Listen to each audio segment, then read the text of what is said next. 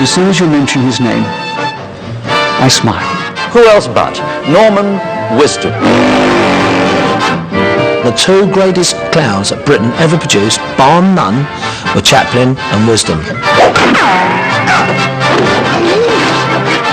He was more than a comic. He was a real performer. He could fall about. He could dance, he could sing, everything.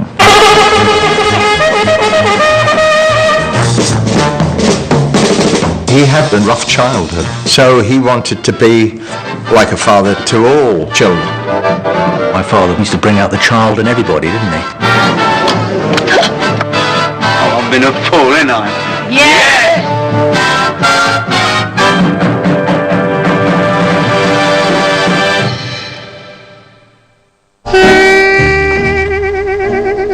Born in 1915 in Marylebone, London, Norman and older brother Fred had a tough upbringing, living in a one-bedroom flat in a deprived area around Paddington.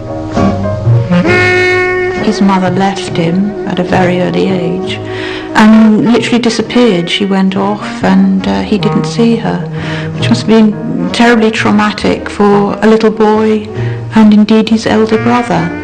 You will carry those scars throughout your life.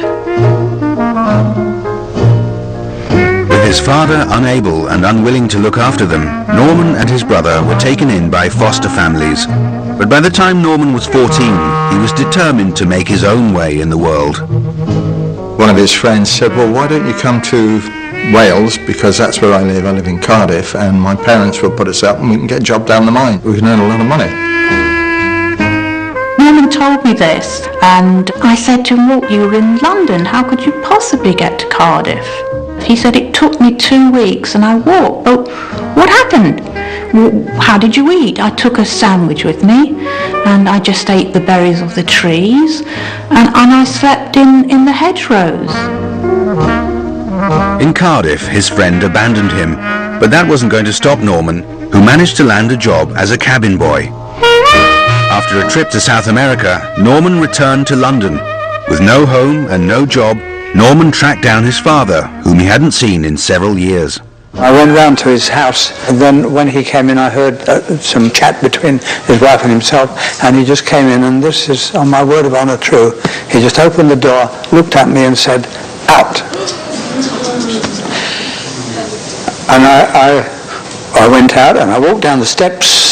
There were about 3 or 4 steps down. I stood in the road. He slammed the door and I said, I'll never see you again. I never did. There you are. True. Norman was alone, sleeping rough and living off charity from food vendors, one of whom told him if he wanted to make something of himself, he should join the army. It was only really when he went into the army that he felt like he had a sort of a home. I think that was the turning point really in his life. Norman's education began in earnest when he joined the 10th Hussars. The plucky band boy became flyweight boxing champion of the British Army, and Norman's hunger to learn whatever he could saw him take his first steps to becoming a performer. He said, well, they just asked me, can you play the clarinet? And I went, yeah, I can play the clarinet. Then they said, drummer, can anyone play the drums? I can play the drums. And he couldn't at all. And he just kept saying, I'll do that. And the trumpet, yeah, I can play the trumpet. And they were going, are you sure you can do this? Yeah. And he went away and learned. Stationed in London during the war, Norman re-established contact with his mother, whilst also gaining a reputation for his clowning routines in the army concert parties.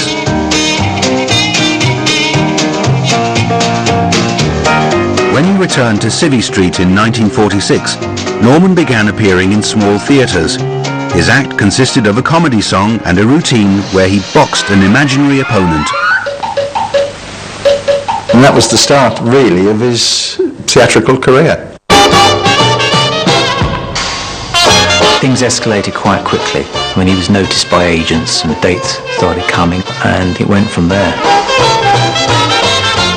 The comedy character which was to make him an international film star had yet to be created. But in a second-hand clothes shop in Scarborough, Norman found his inspiration. He bought this little suit, which was about £1.50, and a cap for about 5p. And people, of course, loved this little Gump character, as Norman called him.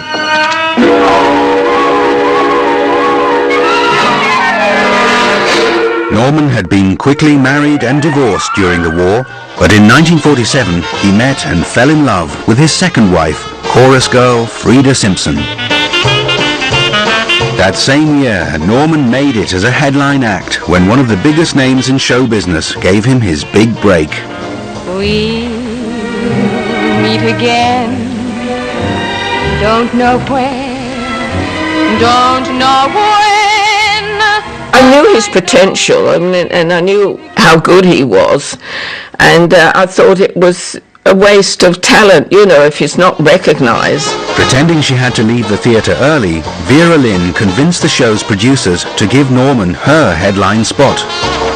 When he went on, I was still there in the wings watching him perform.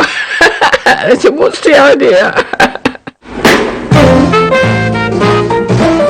By the early 50s, Norman was one of Britain's biggest variety acts. And when rumours emerged that a rival film company was about to sign him, the Rank organisation contracted him for a 7-year deal, without even giving him a screen test. They were very unsure, but they'd signed him up and they thought, well, we've got to do something with him.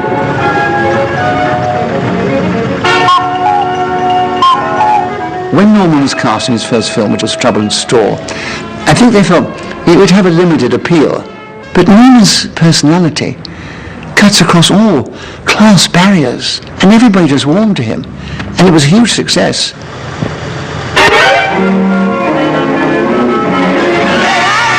Norman not only helped to write and direct Trouble in Store, but did all his own stunts. Back, jump back! And even composed the film's theme song, Don't laugh at me. which spent 15 weeks in the charts and became Norman's signature tune for the rest of his life. Don't laugh at me, 'cause I'm a fool. He could sing, he had a very nice voice, a very melodious voice, and he was very sincere in the way he sang the lyrics.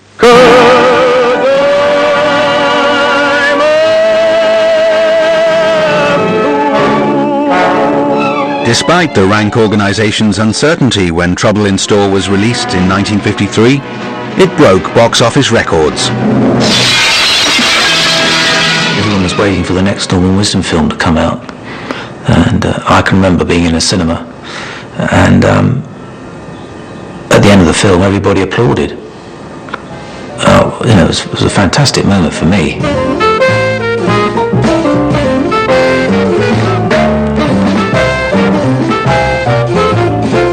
His films were such a success, and Rank was going down the drain rather fast, and he did save Rank. He was making as much money as the Bond films did at one point. Over the next 13 years, Norman would make 14 more comedy films, most with the same winning formula, alongside his avuncular sidekick, Mr. Grimsdale. Oh, Mr. Grimsdale! Oh, you look wonderful! Norman's character Pitkin would try and win the heart of a beautiful girl while battling the middle-class establishment, represented by Jerry Desmond. He was the epitome of the traditional straight man, rather pompous. And this lovable little fellow had a wonderful person to bounce off. Norman's skill, he could be laughing his head off, then you could watch him stop and the mask slip. And he would immediately pull a solemn face and start welling up. To be able to do that was extraordinary. Haven't I seen you somewhere before? You always feel warmly about him and want to look after him. He's got all the right ingredients. Cheer up. I'm sure we'll both get a chance to do our bit later on. Hope so. Although he's an absolute idiot, and you could hit him at the same time. By the mid-60s, there wasn't enough of Norman to go around. He was juggling a successful film and stage career while trying to be a normal dad at home for his wife Frida and 2 children, Jackie and Nick. 2-year-old Nicholas Wisdom being made up by mother for his first important public appearance. We had a normal upbringing, but there was that added spice of having a father who was a global star, really. I remember going to a pantomime we were watching in the audience, and Sid James at the end announced that Norman Wisdom was there, and before you know it, he's got a massive queue for autographs. 2 hours later, we got out of the Palladium. Thanks very much, Sid. I mean, he was working so hard, too hard, really. We just didn't see enough of him. He was filming in the day and then doing theatre at night.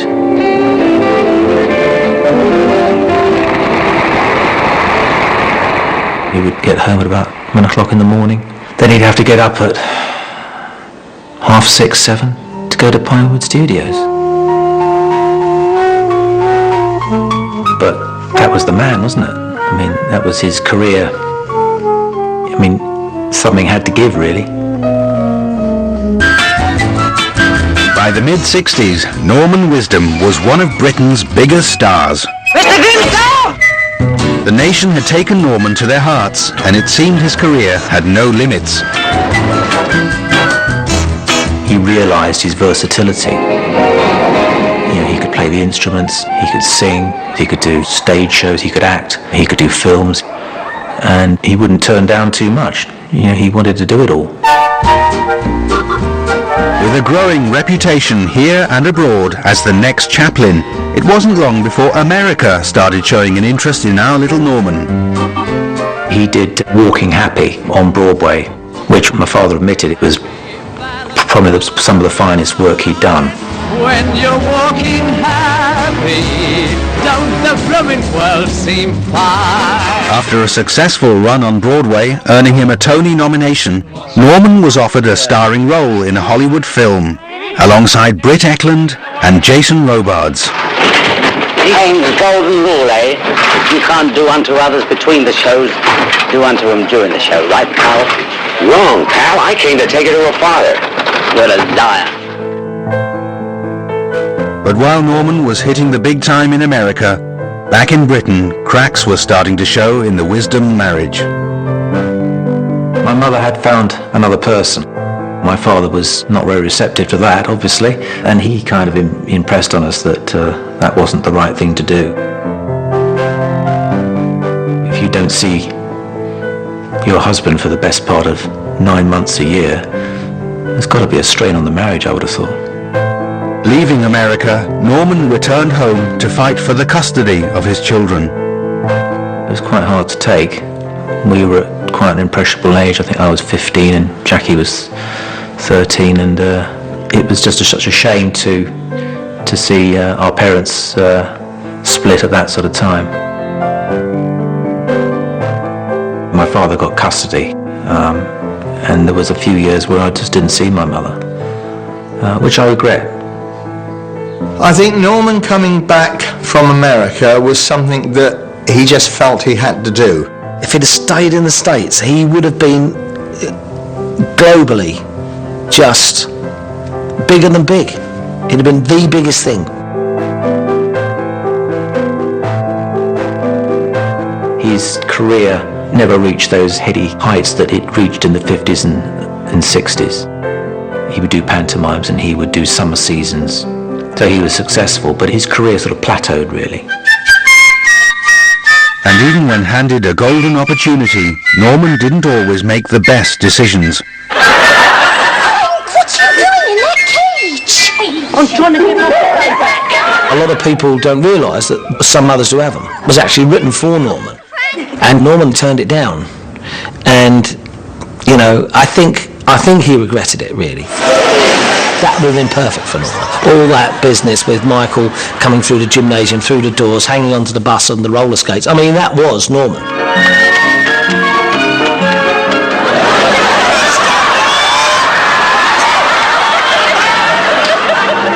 By the 70s, the appetite for any new Norman Wisdom films had gone. He moved to the Isle of Man, and his public appearances were restricted to occasional theatre performances and visits to the chat show circuit. And you have had an amazing career. Having In the 80s, I said to Norman, you know, forget the variety thing on television. Let's use your acting talents.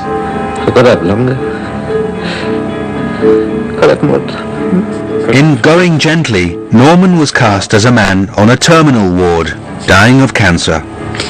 Why me? He was very moving, and the public would be impressed, because there's a feeling that legitimate acting is more challenging than comedy acting. It's the other way around. Norman could act. Throughout the 80s and 90s, Norman was still in demand and made frequent cameo appearances in many of the nation's favourite TV shows. Now just remember the name, that's all. Ingleton. Billy Ingleton. I was working on Coronation Street, and on a warm summer evening, everyone just wants to get out and go home. The whole of the street was packed with people standing on the walls, in the gardens, sitting on the pavement to watch Norman Wisdom do this scene. And he trips up into the door, looks round to everyone and goes, "Was that all right?" And everyone stands and applauds. And he stands in the middle, and everyone, I've got it, it's in my office, everyone stands round him and has a photograph with him. And even in his later years, Norman would still tour the theatres of Britain with his very physical stage show. He appeared on stage till quite late. I think he was in his 80s when he was still performing. And I didn't. I mean, when I watched him, I didn't actually enjoy watching him in those later years because I felt he was working too hard.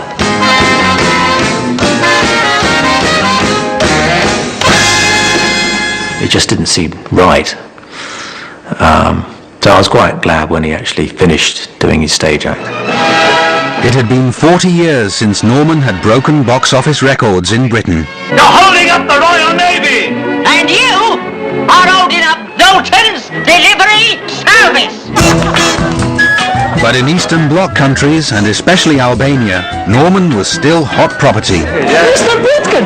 Welcome, Mr. Britkin! His were the only Western films allowed into the country during the Cold War, with Norman symbolising the little man fighting the establishment. Everybody in Albania knew him. I mean, if he'd stood for president, I think he'd have got in. When visiting an orphanage in Albania in 1995, Norman was so moved at the plight of the children there, he used his megastar status to bring some hope to their lives. He was absolutely devastated with the fact that these young children had suffered so much that he then founded the biggest hospice, children's hospice in the world. He remained a child right the way through his film career, acting career, stand-up, whatever he was doing. He remained a child. That was very evident because I think he missed out so much, probably, on his childhood. In 2000, Norman received one of the highest honours to be bestowed on a British subject. Sir Norman Wisdom for services to entertainment. I'm sort of watching like that, really, through my fingers, because I'm expecting something to happen. And he got to about 3/4 of the way through, and I just said to Jackie, I said, best behaviour today then, good. And then he did a trip. And the place just fell apart. At the grand old age of 90, Norman officially retired. Shortly after, he was diagnosed with dementia. He had a fall in our house, and we took him to the doctor, and the doctor said, look, the best place for him was in a home.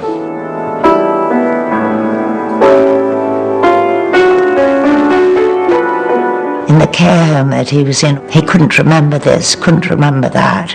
And yet he would get up and entertain and be able to remember all the songs and had a very happy time doing it. And with a shy little kiss, you start an affair. Sadly, I met him at the end, and he didn't know who I was, which is awfully sad.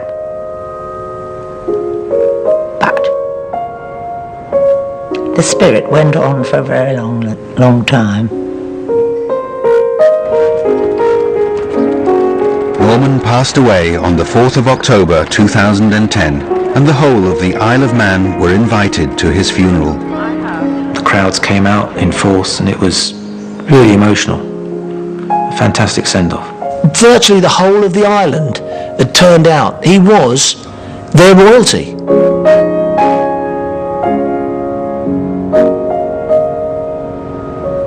It was very sad seeing his cap on the coffin. I was just in tears. I really felt compelled to be there because I owe a lot to Norman Wisdom.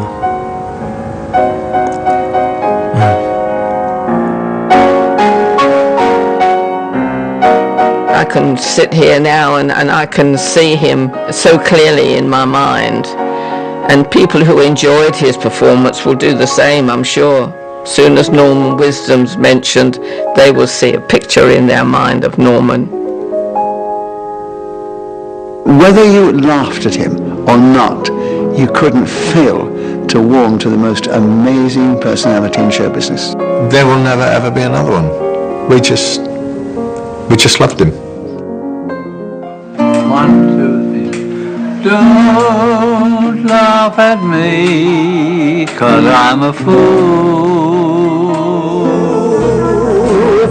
I know it's true, yes, I'm a fool. I know it's true, yes, I'm a